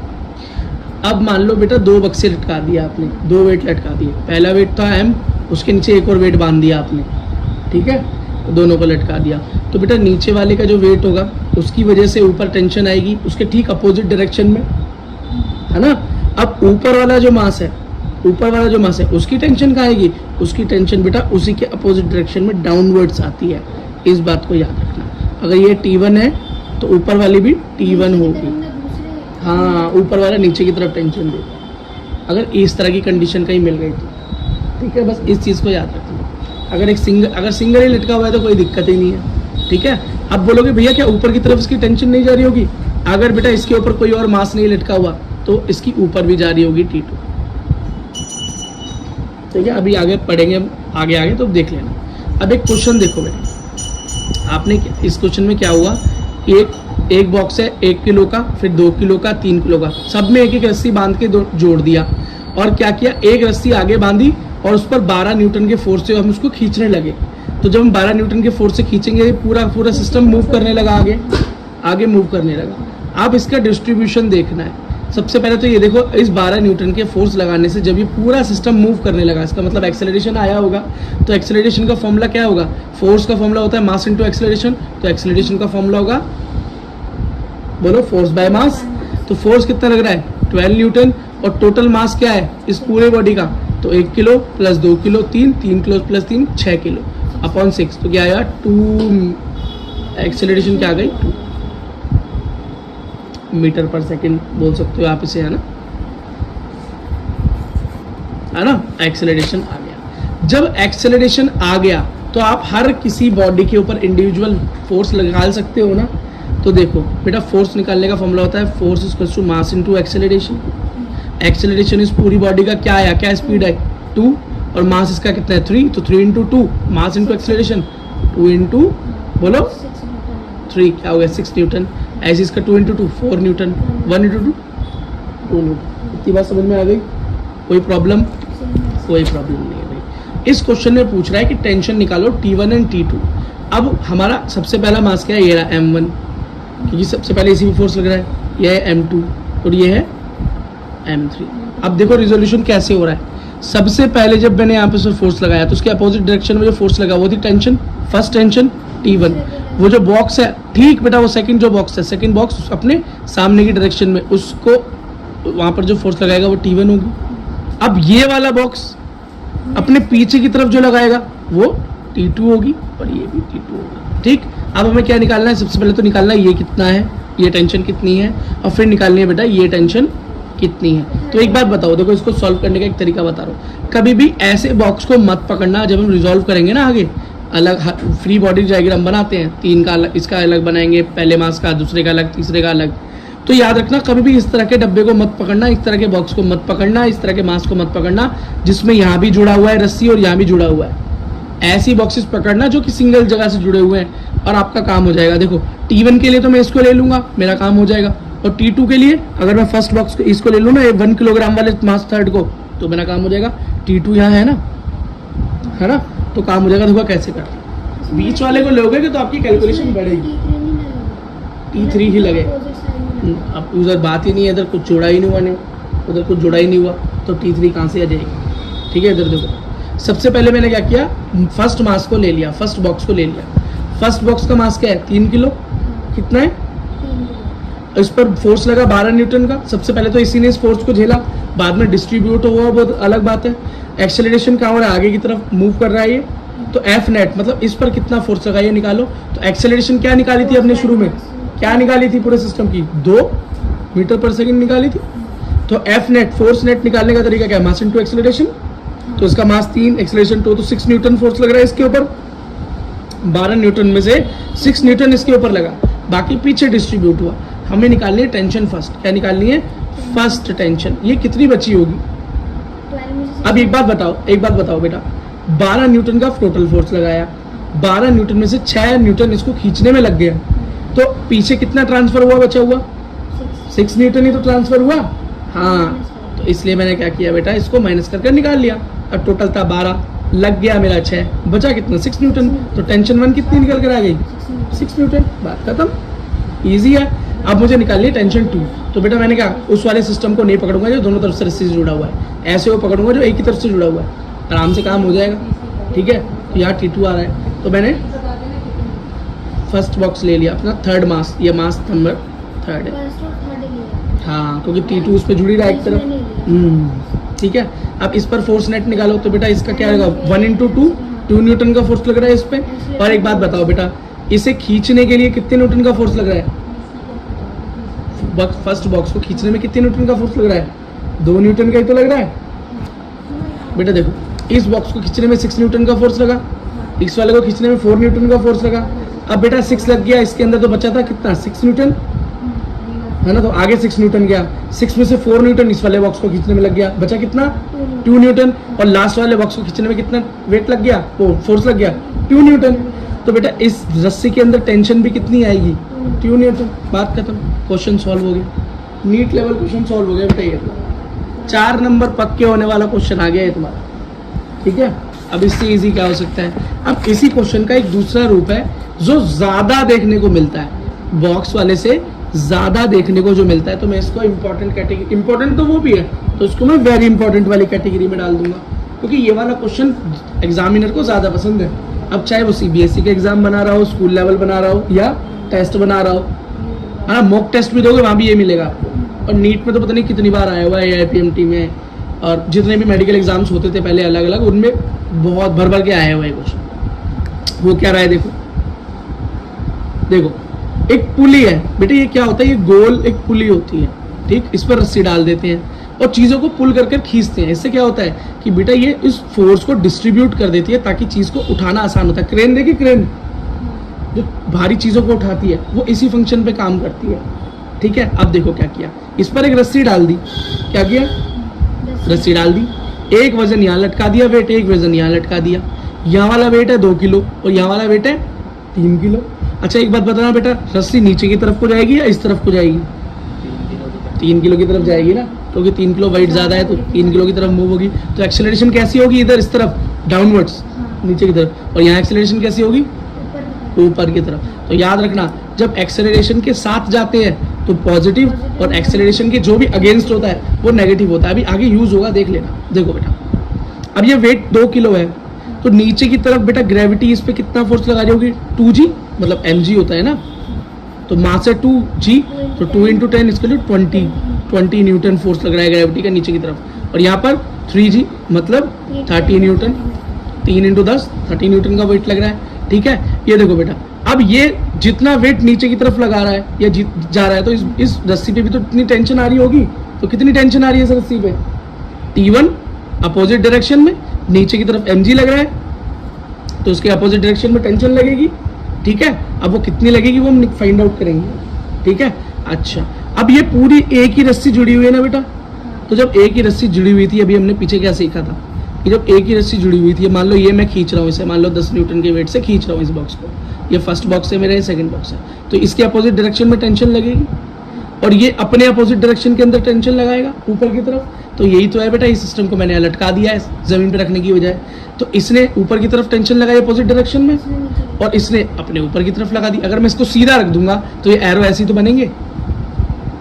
अब ये ज्यादा क्लियर हो रही होगी इमेज ये वाली, अब ये वाली इमेज ज्यादा समझ में आ रही होगी ऐसा क्यों हो रहा है, ठीक है। देखो बेटा फिजिक्स का ना बेसिक क्लियर कर लो, अगर फिजिक्स का बेसिक क्लियर हो गया तो न्यूमेरिकल्स तो बेटा ऐसे सॉल्व होते हैं 5 सेकंड में, 10 सेकंड में सॉल्व होता है। और नीट में बेटा आपको ज़्यादा न्यूमेरिकल्स ऐसे ही मिलेंगे जो कि 30 सेकंड 40 सेकंड में सॉल्व हो जाए, क्योंकि उनको भी पता है कि बच्चे के पास टाइम कम है। बस देखो, ताकि आप ज़्यादा से ज़्यादा टाइम बायोलॉजी में दे सको, फिजिक्स में अच्छा स्कोर कर सको। इसलिए एक आधी बेटा 1-2 कोई क्वेश्चन होते हैं जो फंसता है जिसमें बच्चा, तो आप उसे छोड़ दो, है ना, उसमें टाइम मत लगाओ। अब बेटा ये टेंशन इधर है T, तो इधर भी क्या है T1 और ये भी T1, एक ही रस्सी है क्योंकि, तो बेटा अगर यहाँ पे जो भी टेंशन T1 लगती तो इसकी ये वाली भी टेंशन क्या लगती T1, क्योंकि एक ही रस्सी है। अगर ये रस्सी दूसरी हो जाती, एक और रस्सी में इसके नीचे बांध देता, यहाँ बांध देता, तो यहाँ पर जो टेंशन लगती वो T2 टेंशन होती। अगर एक ही रस्सी है तो बेटा एक ही टेंशन होगी उस पर। एक ही रस्सी पे 2 अलग अलग टेंशन कैसे हो सकती है, कभी भी नहीं हो सकती। चलो जी इतनी बात समझ में आ गई। तो आप बेटा एक्सेलरेशन निकालो इस पूरी बॉडी का, तो कैसे निकालोगे आप एक्सेलरेशन, फोर्स बाय मास, ऐसे निकाल सकते हैं ना। चलो लेकिन बेटा इस वाले तरीके के अंदर है ना, ये पुली वाला जो तरीका है, ये तरीका ऐसे काम नहीं करता, क्योंकि बेटा यहाँ जब हम इसको इस तरीके से खींच रहे थे जमीन पे हॉरिजॉन्टल, तो वहां पर ग्रेविटी तो आ ही नहीं रही थी, वहाँ ग्रेविटी का काम नहीं था।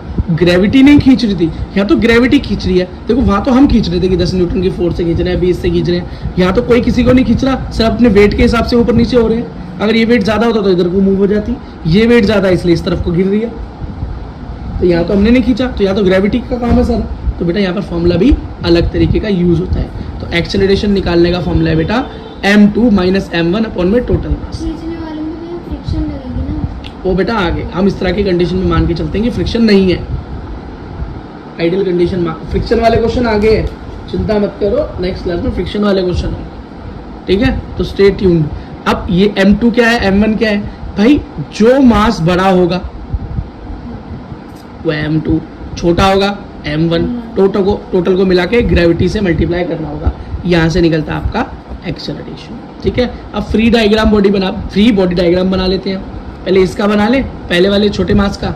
तो 2 किलोग्राम मास है, नीचे की तरफ कंडीशन में एक्सेलरेशन ऐसे निकलेगा, ऐसे ही निकलेगा, फोर्स बाय मास। वहां तो कोई दिक्कत नहीं है, ठीक है। अच्छा ठीक है बेटा, अब इसका एक्सेलरेशन किस ऊपर की तरफ हो रहा है ना, क्योंकि 3 इसको नीचे खींच रहा है, तो टेंशन ऊपर की तरफ लगी। इसकी टेंशन भी T1 है, ऊपर की तरफ लगी, लेकिन एक्सेलरेशन कहाँ हो रहा है, डाउनवर्ड्स। ये रहा इसका mg, समझ में आ गया। एफ नेट कैसे निकलेगा, फोर्स मास इनटू एक्सेलरेशन, मास इनटू एक्सेलरेशन करके निकल जाएगा, ठीक है भाई। अच्छा अभी ये फॉर्मूला भी देखेंगे टेंशन का भी, इधर आओ, पहले एक्सेलरेशन फाइंड आउट कर लेते हैं। एक बताओ, बड़ा मास कौन सा है जो अपनी तरफ खींच रहा है, 3, छोटा मास m1 2, टोटल प्लस मल्टीप्लाई निकल कर आया बेटा 2। एक्सेलरेशन क्या है 2 मीटर पर सेकंड इनवर्स कह सकते हैं, ठीक है। अच्छा तो बेटा सबसे पहले हम किस पर निकालेंगे, छोटे वाले मास पर, 2 किलोग्राम वाले मास पर फोर्स निकालेंगे टोटल। आप बोलोगे भैया F net equals to mass क्या है उसका 2 ग्राम, उसको 2 किलो, और एक्सेलरेशन क्या है 2 मीटर पर सेकंड।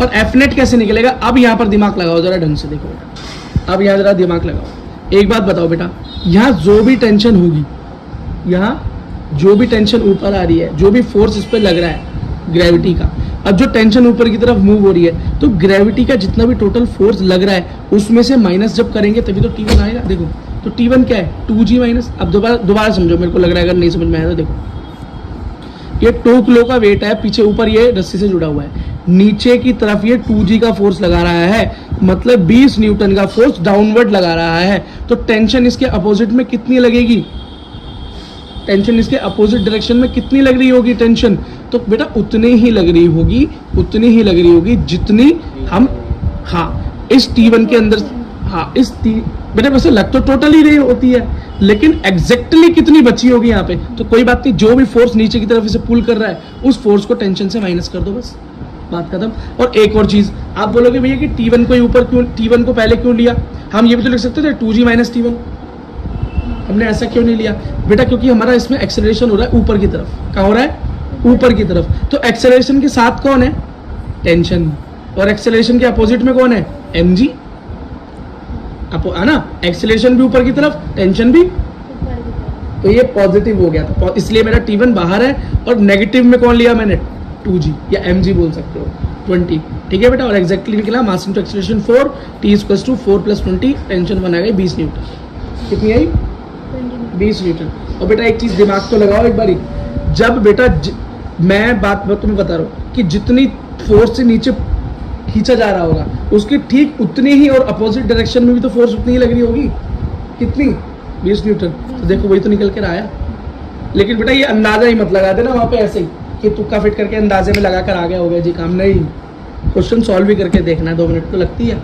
अब बेटा नेक्स्ट वाले को देखो, नेक्स्ट वाले के अंदर क्या हो रहा है, एक्सेलरेशन डाउनवर्ड हो रही है, भारी ज्यादा है 2 से, इसलिए ये क्या हुआ 3g मतलब मास इनटू ग्रेविटी, है ना, तो 30 न्यूटन, इतना 30 न्यूटन। अब बताओ देखो इस केस के अंदर 24 न्यूटन आंसर आएगा, और अगर तुम इस कॉन्सेप्ट को यहाँ नीचे ठोक देते तो क्या हो जाता, गलत हो जाता है ना। तो आपको 4 में से एक ऑप्शन 30 न्यूटन भी लिखा हुआ मिलेगा, बच्चा यहीं से दिमाग लगाएगा, अरे भैया खेल खत्म, क्या खेल खत्म, पर खेल खत्म नहीं है, क्योंकि जब वो नीचे की तरफ मूव कर रहा है ना, जब ये 3 किलो बेटा नीचे की तरफ मूव कर रहा है, देखो ये नीचे की तरफ मूव कर रहा है, तो खाली ये उसी फोर्स से मूव नहीं कर रहा है जिस फोर्स से इसे खींचा जा रहा है, इसमें कई चीजें जो इसको कम कर रही हैं। ये 2 किलो भी तो इससे जुड़ा हुआ है अल्टीमेटली, तो इसको भी तो ये पुल कर रहा है, इस 2 किलो को भी तो ये खींच कर नीचे जा रहा है, खुद तो नीचे जा ही रहा है, 2 किलो को भी तो खींच रहा है अपने साथ, तो पूरा 30 से कैसे नीचे जा सकता है, इसलिए फाइंड आउट करते हैं। ठीक है। आप बोलोगे भैया अभी फिर पूरा 20 ही क्यों नहीं कट गया, इसमें से 10 क्यों नहीं आया इसका आंसर, 10 न्यूटन क्यों नहीं आया? इसका बेटा 10 न्यूटन इसलिए नहीं आया क्योंकि ये जो पुली होती है ना, ये फ्रिक्शन को कम कर देती है और इस वेट को बहुत कम महसूस करवाती है। इसलिए तो लोग पुली लगाने के बाद बहुत भारी सामान को भी बहुत आराम से एक ही आदमी खींच लेता है। ठीक है, देखो अब जरा इसको कैसे करोगे ये देख लो, बहुत आसान है। ठीक है, अब F net force net force इस पर निकालना है। अब नेट फोर्स निकालने से आपकी टेंशन भी फाइंड आउट हो जाएगी। T1 यहाँ पर कितनी लग रही है, मास इनटू एक्सेलरेशन, मास कितना है 3, एक्सेलरेशन है 2, तो क्या निकल कर रहा है 6 न्यूटन। ठीक है, अब देखो बेटा यहाँ पर क्या आया 3g माइनस T1। आप बोलोगे भैया यहाँ 3g आगे क्यों है, T1 पीछे क्यों है, टेंशन में से माइनस किया है, क्योंकि खुद देखो ना बेटा एक्सेलरेशन की डायरेक्शन में क्या है mg, तो mg पॉजिटिव इसलिए mg बाहर 3g, और टेंशन क्या है अपोजिट, हाँ तो नेगेटिव, तो 30 माइनस T1 इक्वल्स टू 6, 30 उधर जाके माइनस है ना, तो माइनस होगा तो minus 24, minus minus cancel, T1 क्या है 24 न्यूटन। 3 मास लटका दिए जाए यहाँ पर, 2 की जगह पे 3 मास लटका दिए जाए तो क्या होगा, कुछ भी नहीं होगा बेटा, इजी रहेगा क्वेश्चन। देखो फिर बताता हूँ, ये 2 किलोग्राम का, ये अपना 4 किलोग्राम का, ये 3 किलोग्राम का, साफ साफ पता चल रहा है मोशन नीचे की तरफ होगा, एक्सीलरेशन डाउनवर्ड होगा, यहाँ पर ऊपर की तरफ चला जाएगा।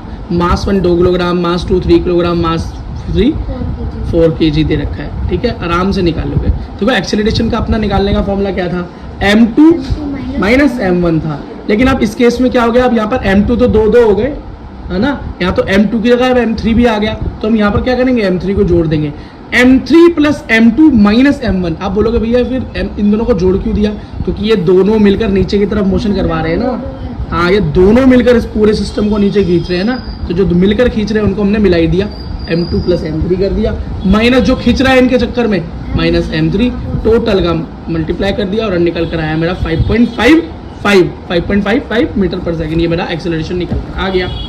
फ्री बॉडी डायग्राम बना लो भाई फर्स्ट मास का, 2 किलोग्राम वाले मास का, तो नीचे की तरफ क्या होगा mg फोर्स जो कि 2 इंटू जी क्या हो गया 10 न्यूटन। एक्सेलरेशन ऊपर की तरफ हो रही है, एक्सेलरेशन ऊपर की तरफ हो रही है, तो क्या हो गया हमारे T1 पॉजिटिव और ये नेगेटिव रहेगा। ठीक है, इतनी बात को याद रखना। एफ नेट कैसे निकालोगे, मास इनटू एक्सेलरेशन। अब यहाँ पर क्या होगा T1 बाहर रहेगा, वो पॉजिटिव हुआ ना एक्सेलरेशन के साथ, माइनस 2g, mg में से माइनस इक्वल्स टू क्या होगा मास इनटू एक्सेलरेशन। एक्सेलरेशन क्या 5.55 मल्टीप्लाई 2, इसका मास है 2 किलो, क्या निकल गया 11.11। T1 माइनस 2t क्या होगा 2 इंटू जे की पावर, जी की वैल्यू 10 20, तो 20 उसको प्लस होएगा, T1 equals to 31.1 newton. Tension find out हो गई। टेंशन 2 फाइंड आउट करनी है, तो बेटा मैं कोई पागल तो हूँ नहीं ना, आप हो कि आप इस वाले बक्से को पकड़ लोगे जो यहाँ से भी जुड़ा हुआ है यहाँ से भी जुड़ा है, डबल कैलकुलेशन करोगे, सीधा इस वाले बॉक्स को पकड़ लेते हैं आराम से, या कोई से को भी पकड़ लो तो कोई दिक्कत है नहीं। हाँ, तो हम सबसे नीचे वाले को पकड़ लेते हैं, उसमें एक ही रस्सी ऊपर की तरफ जुड़ी है और टेंशन 2 भी हमारी फाइंड आउट हो जाएगी, कोई दिक्कत नहीं है। अब यहाँ पे टेंशन 2 इसलिए आ रही है बेटा, देखो यहाँ सिंगल रस्सी आई तो T1 ये रही, लेकिन यहाँ पर एक रस्सी अलग हो गई ना, तो इसलिए वो T2 हो गई, बस इतनी सी बात याद रखना। अब T2 फाइंड मैं 3 से भी कर सकता हूँ, लेकिन यहाँ पर बेटा डबल दिमाग लगाने की जरूरत है। इससे अच्छा क्या कि हम 4th वाले को ले लें, है ना, ये अपने 3rd मास को ले लें 4 किलोग्राम वाले को, टेंशन 2 निकल आएगी, ईजी है। देखो क्या हो रहा है यहाँ पर, नीचे की तरफ मोशन हो रहा है, एक्सेलरेशन डाउनवर्ड्स, टेंशन T2 ऊपर की तरफ मतलब अपोजिट डायरेक्शन में, तो tension negative, mg positive, mg बाहर की तरफ आएगा एफ नेट में, तो F net mass into acceleration, mass कितना है इसका 4 किलो, एक्सेलरेशन क्या निकली 5.55, कैलकुलेट किया तो 4 इंटू 5.55 22.2। एफ नेट कैसे निकलेगा आपका, mg बाहर क्योंकि पॉजिटिव है और T2 नेगेटिव क्योंकि क्या है अपोजिट जा रहा है एक्सेलरेशन, हाँ तो माइनस T2। ठीक है, तो क्या है mg क्या है, मास है 4 किलोग्राम, g तो g की वैल्यू 10, तो क्या हो गया 40 minus T2 equals to 22.2।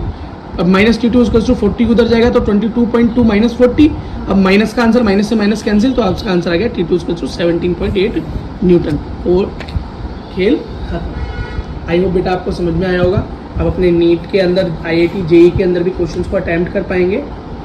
IIT में थोड़े टिपिकल लेवल आता है क्वेश्चंस, नीट में बेटा यही लेवल आता है, इससे भी डाउन लेवल रहता है। अपने क्लास के अंदर भी यही आपका लेवल रहेगा। अब ना बेटा क्लास में क्वेश्चन छूटेगा ना आपका नीट में क्वेश्चन छूटेगा। ठीक है, वीडियो पसंद आई हो तो लाइक करो, सब्सक्राइब कर दो चैनल को। मिलते हैं नेक्स्ट वीडियो में। तो बेटा अभी हमारा टॉपिक है फ्रिक्शन, लॉ ऑफ मोशन में फ्रिक्शन की बात करते हैं। अब बेटा फ्रिक्शन होता क्या है, देखो बेटा कोई भी चीज़ है, मान लो ये चश्मे की डब्बी है, जब इसे हम मूव करते हैं तो एक फोर्स होता है जो नीचे की तरफ से इसको रोकने की कोशिश करता है। आपने अपने जूते का सोल देखा है, स्कूटी का टायर देखा है, उसमें डिजाइन होता है। क्यों होता है डिजाइन? ताकि आपका ब्रेक अच्छे से अप्लाई हो सके, उसकी ग्रिप बन सके। वो ग्रिप क्या है? वो फ्रिक्शन है, जो कि आपके होने वाले मोशन को, होने वाली गति को रोके, उसे पीछे की तरफ पुश करे, तभी तो आप ब्रेक लगाकर रुक सकते हो। ठीक है, अब फ्रिक्शन नहीं होगा क्योंकि आपने छोटी क्लास में पढ़ा है कि फ्रिक्शन हमारा दोस्त है। जिस स्टेट में वैसे रहेगा। बिल्कुल बिल्कुल, कि मोशन हमारा दोस्त है, वो सॉरी फ्रिक्शन हमारा दोस्त है और दुश्मन भी है। अब हमारा दोस्त कैसे है फ्रिक्शन? क्योंकि फ्रिक्शन हमें रुकने में मदद करता है, ब्रेक लगाने में मदद करता है, चलने में मदद करता है। लेकिन अगर फ्रिक्शन हमारा दुश्मन कब हो जाता है? जब इस फ्रिक्शन की वजह से हम गिर पड़ते हैं, हमारा एक्सीडेंट होता है तो हमें चोट लगती है भयंकर। तो फ्रिक्शन इस वजह से बुरा भी मानते हैं हम, हमारे जूते घिस जाते हैं इसलिए बुरा मानते हैं हम, है ना। और कुछ बात, तो बेटा फ्रिक्शन को कम किया कैसे कर सकते हो? आप ऑयल लगा कर कम कर सकते हो। कैरम बोर्ड खेलते हो तो पाउडर डालते हो ना, हाँ, ताकि फ्रिक्शन कम हो जाए। अब हमारे किसका? जल्दी से स्ट्राइकर का, गोटियों का। हाँ चलो बेटा, तो कैसा फ्रिक्शन क्या है? एक ऐसी फोर्स है जो कि मोशन के हमेशा एक तो पैरेलल, वो भी अपोजिट, बैकवर्ड। मान लो मोशन मेरा इस डायरेक्शन में जा रहा है तो फ्रिक्शन मेरा हमेशा अपोजिट डायरेक्शन में पीछे की तरफ मूव करेगा। अब बेटा फ्रिक्शन दो स्थिति में लगता है, पहला स्टैटिक और काइनेटिक। मतलब जब आप चल रहे हैं, जब कोई भी चीज मोशन में है तो फ्रिक्शन लग ही रहा है, लेकिन जब कोई चीज रुकी हुई है तभी भी फ्रिक्शन अप्लाई होता है। आप बोलोगे भैया रेस्ट में कैसे अप्लाई हो सकता है? भाई मान लो मेरा बेटा कि मैंने एक बहुत भारी पत्थर रखा हुआ है, बहुत बड़ा पत्थर है, उस पत्थर का वेट है 100 kg। कितना है? मान लो एक पत्थर रख दिया है, उसका 100 kg वजन है। बेटा जो अब नीचे की तरफ mg फोर्स भी लग रहा है, ऊपर की तरफ रिएक्शन फोर्स भी लग रहा है हमारी धरती का। अब जो फोर्स मान लो आपने यहाँ से लगाया, आपने मान लो यहाँ पर कितने mg का फोर्स लग रहा होगा नीचे? मास 100 × 10, ठीक है, तो कितना हुआ? 1000 न्यूटन का फोर्स लग रहा है नीचे की तरफ इस चीज का, है ना। अब इस 100 किलो की चीज 1000 न्यूटन के वेट से रुकी हुई है। अब मैंने यहाँ पर वेट लगाया 500 न्यूटन। इतना? 500 क्या ये चीज आगे बढ़ेगी? नहीं, बिल्कुल नहीं बढ़ सकती। क्यों? क्योंकि इसका वेट भी ज्यादा, इसका फोर्स ही ज्यादा है। जिस फोर्स से यहाँ पर रुकी हुई है वो ज्यादा है और ये कम है। तो या तो मुझे अब इसका क्या मतलब बेटा? इसका यही मतलब है कि नीचे एक फोर्स और है, फोर्स ऑफ फ्रिक्शन, जो कि इसे आगे खिसकने नहीं देगा जब तक आप इससे ज्यादा फोर्स नहीं लगा दोगे। जितना फोर्स जो ये पत्थर इस जमीन पर, इस लैंड पर लगा रहा है, उससे ज्यादा अगर आपने फोर्स अप्लाई नहीं की तो आप इसे आगे खिसका नहीं सकते। क्योंकि यहाँ पर एक फोर्स और है, वो है फोर्स ऑफ फ्रिक्शन, जो कि इसको बाइंड करके रखता है, रोक कर रखता है। इसके मोशन को क्या करता है? अपोज करता है। तो आप बोलोगे हाँ, तो अब वो भी कितना है? वो भी इतना ही है। अब उससे आपको ज्यादा फोर्स लगाना पड़ेगा, तब जाके ये चीजें आगे खिसकेगी। अच्छा, अब एक बात बताओ बेटा, फ्रिक्शन कौन सी स्टेज में ज्यादा है? स्टैटिक कंडीशन में फ्रिक्शन ज्यादा है कि काइनेटिक? जब चीज मूव कर रही है तब फ्रिक्शन कम है, या कोई चीज रुकी हुई है, मूव नहीं कर रही, तब ज्यादा फ्रिक्शन है? जब कोई चीज रुकी हुई है, हाँ, क्योंकि पहले तो आपको उसको चलाने के लिए फोर्स लगानी है, फ्रिक्शन को कैंसिल आउट करना है। हाँ, इसका मतलब रुका हुआ है, इसका मतलब फ्रिक्शन ने रोक रखा है ना। अब जैसे आप बाइक चला रहे हो, अब बाइक आपने ब्रेक लगाया, मतलब फ्रिक्शन अप्लाई किया, आपकी बाइक रुक गई। तो बताओ, जब आपकी बाइक चल रही थी, जब ज्यादा ब्रेक लगे हुए थे, या आपने रोक दी अपनी बाइक जब ज्यादा ब्रेक लगे हुए? जब रोक दी तब ज्यादा ब्रेक लगे हुए हैं ना। ठीक है बेटा, तो याद रखना static friction is always greater than kinetic friction. ठीक है, क्या ये इक्वल हो सकते हैं? कभी कभी नहीं हो सकते। ये तभी हो सकते हैं जब काइनेटिक फ्रिक्शन स्टैटिक बन जाए, रुक जाए, तभी इक्वल हो सकते हैं। ये और कोई कंडीशन नहीं है। ठीक है, चलो अब एक चीज याद रखना, ये स्टैटिक फ्रिक्शन जो है अभी क्यों इतना इंपॉर्टेंट है, ये भी याद रखना। इसको एफएस भी बोल देते हैं। जीरो हो सकता है भैया, रेस्ट और मोशन दोनों। भाई मतलब काइनेटिक जब मोशन जीरो हो जाए, हाँ। अगर मोशन नहीं हो रहा किसी चीज में तो स्टैटिक फ्रिक्शन, तो फिर स्टैटिक motion- फ्रिक्शन हो गया ना वो अपने आप ही। हाँ, अगर जीरो हो जाएगा तो बात ही खत्म हो गई। तो काइनेटिक फ्रिक्शन रहा ही नहीं, क्योंकि वो रुक गया तो वो स्टैटिक हो गया। तो काइनेटिक फ्रिक्शन स्टैटिक के इक्वल कब हो सकता है? जब उसका मोशन रुक जाए, मोशन हो ही ना, और मोशन ही नहीं होगा तो फिर वो काइनेटिक बचा ही कहाँ। ठीक है, चलो अब याद रखना maximum value of static friction. ये जो स्टैटिक फ्रिक्शन है, इसकी जो सबसे ज्यादा वैल्यू है, जो मैक्सिमम वैल्यू है, एक्चुअली है क्या बेटा? वो वैल्यू जो भी किसी चीज को चलने से रोके। मान लो ये 10 किलो का कोई पत्थर है, नीचे की तरफ mg फोर्स लगा रहा है, मतलब कितना वाट? 10 × 10, मतलब 100 न्यूटन का फोर्स लगा रहा है। ठीक है। तो जो फ्रिक्शन फोर्स लगा रहा है, जो इसको रोकने के लिए फोर्स लगी हुई कितनी 100 न्यूटन है ना। यही क्या है, यही इसकी स्टैटिक फ्रिक्शन की वैल्यू है और यही लिमिटिंग फ्रिक्शन भी कहलाता है। What is limiting friction? अगर कोई बोले तो इसे हम स्टैटिक फ्रिक्शन को ही हम हाँ, या स्टैटिक फ्रिक्शन की जो सबसे ज्यादा वैल्यू निकल कर आती है ना, तो उसको हम लिमिटिंग फ्रिक्शन भी कह देते हैं। एफ का मतलब है स्टैटिक फ्रिक्शन।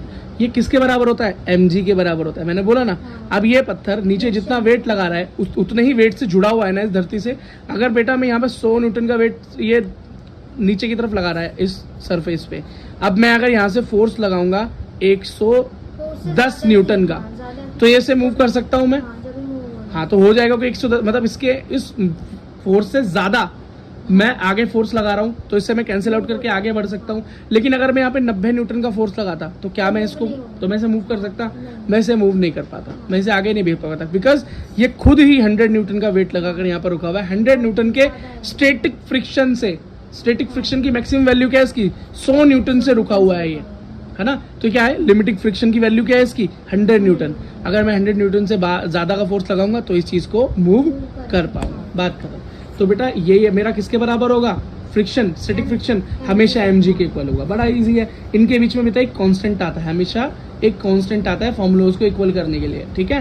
वरना तो वही इनवर्सली प्रोपोर्शनल या डायरेक्टली प्रोपोर्शनल की बात आती है। तो अगर मैं इसको बोलता, मैं बोलता कि static friction is directly proportional to mg, जितना mg उतना स्टैटिक फ्रिक्शन। तो इसको एक प्रोपोर्शनलिटी के साइन को हटाने के लिए यहाँ पर एक म्यू नाम का कांस्टेंट आ गया। यहाँ से हम एक म्यू की वैल्यू भी निकाल सकते हैं। तो म्यू इक्वल्स टू क्या हो गया? mg मल्टीप्लाई उधर जाके क्या हो जाएगा? हाँ, और fs क्या है यहाँ पर? स्टैटिक फ्रिक्शन, ठीक है। बस चलो मेरी इतनी बात समझ में आ गई। चलो अब नेक्स्ट चीज है एंगल ऑफ फ्रिक्शन। क्या है? Angle of friction. ये क्या चीज होगी भाई एंगल ऑफ फ्रिक्शन? देखो, एंगल ऑफ फ्रिक्शन का मतलब समझने के लिए सबसे पहले हमें एक रिजोल्यूशन बनाना पड़ेगा, रिजॉल्व करना पड़ेगा, ठीक है। किसी भी एक चीज को देखते हैं पहले। इसकी डेफिनेशन क्या कहती है, देख लो। हाँ, इसका डेफिनेशन क्या कहता है? इसका डेफिनेशन कहता है फ्रिक्शन का अगर एंगल निकालना है तो आप एक देखो कौन सा एंगल जो लिमिटिंग फ्रिक्शन और नॉर्मल रिएक्शन के बीच में जो बने। अब आप बोलोगे भैया ये नॉर्मल रिएक्शन क्या है, लिमिटिंग फ्रिक्शन तो मुझे पता चल गया क्या है। Limiting friction is the maximum value of static friction, ठीक है। मान लो बेटा एक बॉक्स ये रखा हुआ है, कुछ इसका वेट है ना। इस पर बेटा एक फोर्स अप्लाई हुआ है, उस तरफ उसे खींचा जा रहा है, इस तरफ इस डायरेक्शन में उसे खींचा जा रहा है, ठीक है। तो बेटा इसकी अपोजिट में क्या आएगा? फ्रिक्शन फोर्स, है ना। एफ मैक्स मतलब क्या है? मैक्सिमम स्टैटिक फोर्स लगेगा, जिसे हम लिमिटिंग फ्रिक्शन भी बोलते हैं। अब उससे ज्यादा ये लगा दूंगा तो आगे मूव हो जाएगा, अगर इससे कम होगा तो आगे मूव नहीं होगा, सीधी सी बात है। बेटा नीचे की तरफ कौन सा फोर्स लगेगा? mg।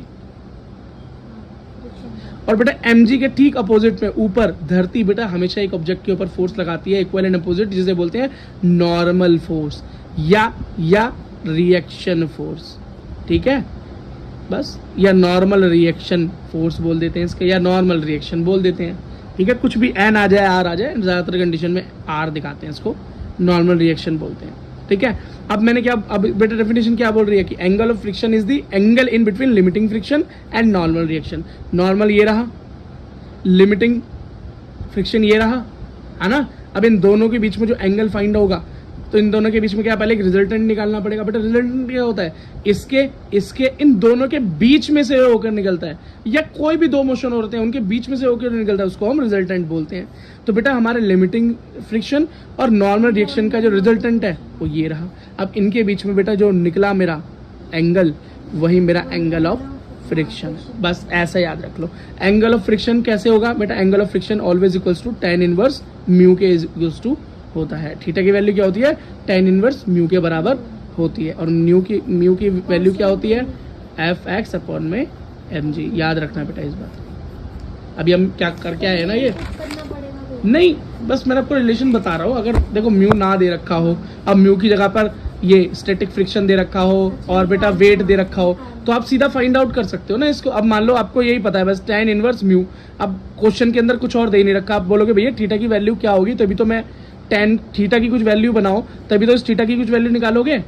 अब पता ही नहीं होगा तो क्या निकालोगे? तो आप क्या बोलोगे, भैया म्यू को फाइंड आउट करना कैसे करते हैं? तो मैंने अभी सिखाया था पिछले रिएक्शन कि एफएस मतलब हाँ force of static friction upon में mg। अब जो भी होगा, ये जो भी दे रखा होगा और जो भी ये दे रखा होगा आप रखोगे तो आपके सामने आ जाएगा। अब बेटा एक चीज और पढ़ लो, ये थोड़ी सी इम्पोर्टेंट भी है, ठीक है। इम्पोर्टेंट तो बेटा वो सारी चीजें हैं जो भी पढ़ाई गई हैं, खैर न्यूमेरिकल बनते हैं यहाँ से, है ना। पर ये आप समझ लो क्या है, इसका मतलब है एंगल ऑफ रिपोज। रिपोज का क्या मतलब है भाई, कोई भी मिनिमम एंगल जो कि इंक्लाइन प्लेन पर हो। इंक्लाइन प्लेन मतलब ढलान, ढलान समझ रहे हो ना, जैसे झूला झूलते थे, ऊपर बैठते थे नीचे आ जाते थे ना, स्लाइड। हाँ तो इंक्लाइन बोलो, स्लाइड बोलो। Make with horizontal surface when body just begin to slide. मतलब मानो बेटा ये एक स्लाइड है, मेरा हाथ है, मैंने स्लाइड बना ली, और यहाँ पर मैंने पेंसिल रखी है, अब मैंने इसको मोड़ा और मोड़ा और मोड़ा, अब ये पेंसिल रुकी हुई है, अब देखो नीचे नीचे चली गई। लेकिन एक इतना ऐसा एंगल था इंक्लाइन पर जहां पर ये रुकी थी, और फिर हल्का सा मूव करते एक ऐसा एंगल आया कि जब ये गिर पड़ी। तो कोई बेटा एंगल होता है, अपनी कॉपी पे रख के देख लेना, कटर वगैरह ऐसे मूव करना, ऐसे करते रहोगे बहुत टाइम तक वो होल्ड करेगी। लेकिन एक ऐसा एंगल होगा कि फिर वो होल्ड नहीं करेगी, नीचे गिर पड़ेगी।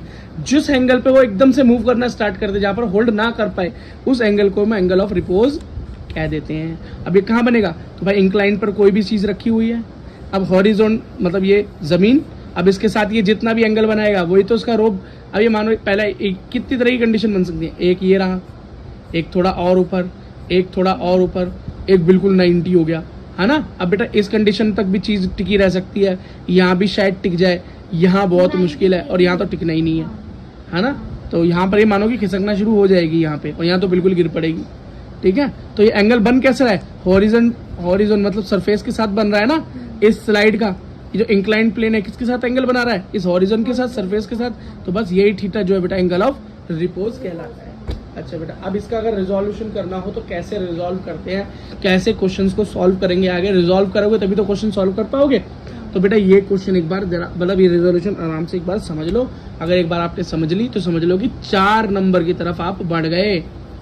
4 मार्क्स आपको मिलने जा रहे हैं नीट में भी, जेई के अंदर भी बेटा, और सीबीएसई के अंदर भी। सीबीएसई में आपके जो घर में एग्जाम होते हैं उसकी बात कर रहे हैं। और फिजिक्स का ये कॉन्सेप्ट आपको आ गया तो अब बेटा वैसे भी क्लास में चमकोगे फिर बच्चों के सामने, है ना। चलो बच्चों के सामने चमकने से ज्यादा हमें नंबर लाने हैं, वो ज्यादा मेन चीज है। वही बेटा हमारा इंक्लाइन, यही हमारा हॉरिजॉन्टल सरफेस, यहाँ पर हमारा मास रखा हुआ है, ठीक है, मास रखा है। कोई वेट है इसका बेटा, जमीन की तरफ तो ये mg फोर्स लगाई गई, ठीक है। इसके ठीक उल्टा जमीन बेटा धरती हो, इसके ऊपर नॉर्मल रिएक्शन लगाएगी r। बात समझ में आ गई। अच्छा अब बताओ बेटा ये मास ऊपर की तरफ जाएगा या ये नीचे की तरफ गिरेगा, बेटा इस तरफ ही तो गिरेगा। तुम मान लो तुम बैठे हो यहाँ पर, ये झूला है, तो तुम ऊपर बैठोगे तो नीचे की तरफ खिसकोगे, ऊपर की तरफ चले जाओगे, नीचे की तरफ जाओगे ना। तो फ्रिक्शन किस डायरेक्शन में लगेगा, आपसे ठीक उल्टा। हाँ तो मान लो फोर्स बेटा ये आपको नीचे की तरफ लेकर जा रहा है, नीचे की तरफ जा रहे हो आप अपने वेट की वजह से, तो बेटा यहाँ पर इसके ठीक अपोजिट में क्या लगेगा, एंगल ऑफ वो सॉरी मैक्सिमम फ्रिक्शन लगेगा, मैक्सिमम स्टैटिक फ्रिक्शन लगेगा ऊपर की तरफ। समझ में आ गया। अब जरा इसे रिजॉल्व कर लेते हैं, ठीक है। तो बेटा डाउनवर्ड जब बनता है तो क्या बनता है, mg, जो mg बन रहा है अब mg रहेगा। हाँ ये रिजल्टेंट है, जो धरती ऊपर की तरफ लगाती है ना, इक्विवेलेंट अपोजिट, हाँ बस उसको रिजल्टेंट बोलते हैं, ठीक है। नॉर्मल रिएक्शन बोलते हैं, ठीक है, नॉर्मल रिएक्शन।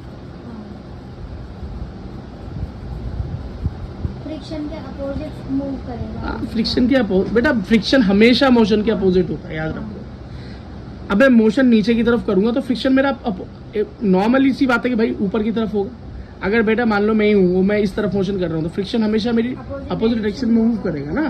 तो इसमें इतना सोचने वाली बात क्या है, फ्रिक्शन बेटा डायरेक्शन उसकी ऊपर हो गई।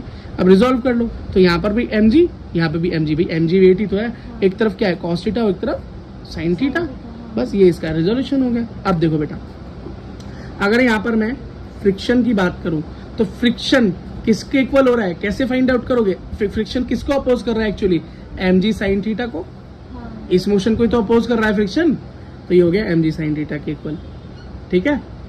अब मैक्सिमम भाई फ्रिक्शन उतना ही तो होना चाहेगा जितना आप नीचे मोशन करना चाहते हो, आपके मोशन को रोकेगा ना, आपके मोशन को रोकेगा ना। लिमिटिंग फ्रिक्शन क्या बनेगा भैया, फ्रिक्शन की मैक्सिमम वैल्यू जो होती है, स्टैटिक फ्रिक्शन की जो मैक्सिमम वैल्यू होती है वो क्या होती है,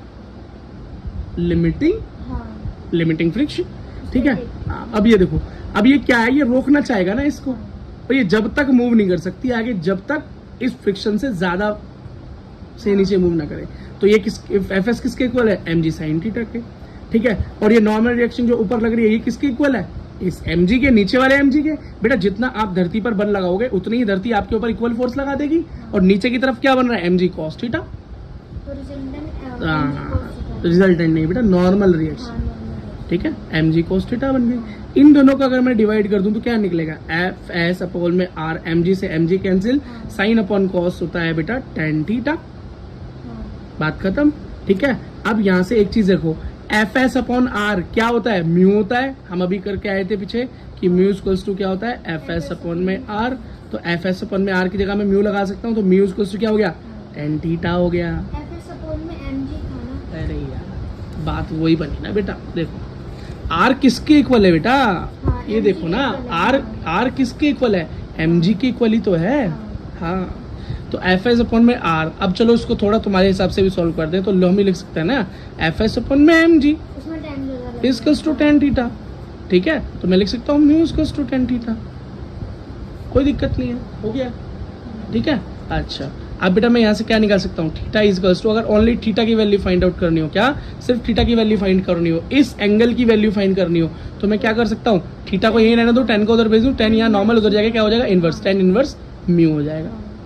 क्या हो जाएगा, tan इनवर्स म्यू हो जाएगा। और tan इनवर्स म्यू क्या होता है भाई, बोलो। अभी क्या पढ़ के आए थे हम पीछे, हम पढ़ के आए थे भाई, tan इनवर्स म्यू होता है एंगल ऑफ फ्रिक्शन के बराबर।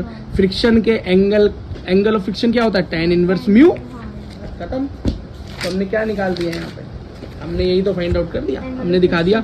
हाँ ये क्या है मेरा, एंगल ऑफ फ्रिक्शन। क्या है, एंगल ऑफ फ्रिक्शन। और ये क्या, एंगल ऑफ रिपोज। ये एंगल ऑफ रिपोज ही तो है, मैक्सिमम ढलान या मिनिमम ढलान जिसपे सरकना शुरू हो जाए, तो मैं कह सकता हूँ angle of sliding is equals to angle of repose, है ना। अरे यार जिस एंगल पे चीज स्लाइड होनी शुरू हो जाएगी वही तो एंगल ऑफ रिपोज है, क्योंकि एंगल ऑफ रिपोज का मतलब ही क्या है कि जब चीज स्लाइड होनी शुरू हो जाए, उससे पहले तो रुकी रहेगी, एंगल ऑफ रिपोज पे स्लाइड होनी शुरू हो जाएगी। और एंगल ऑफ स्लाइड क्या है, जब स्लाइड होनी शुरू हो जाए, तो बात तो दोनों एक ही है ना। अब एंगल ऑफ स्लाइड बोल निकाल लो, अच्छा एंगल ऑफ रिपोज निकाल लो, हमेशा वैल्यू सेम ही आएगी।